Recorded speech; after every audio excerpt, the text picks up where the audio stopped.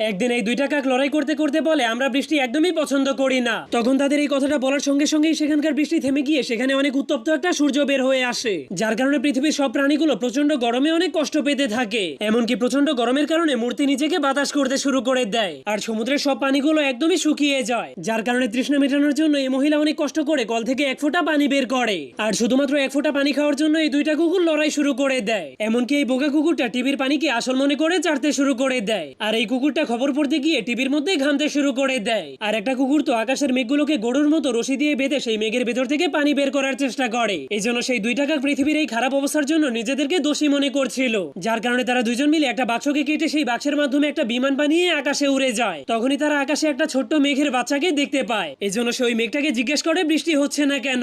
তখন সেই মেঘটা বলে দুইটা শয়তান কাকের অভিশাপের কারণে পৃথিবীতে বৃষ্টি হচ্ছে না। এই জন্য একটা কাক সেই মেঘের বাচ্চাটাকে ধরার জন্য ধীরে ধীরে তার পিছু করতে শুরু করে দেয়, কিন্তু সেই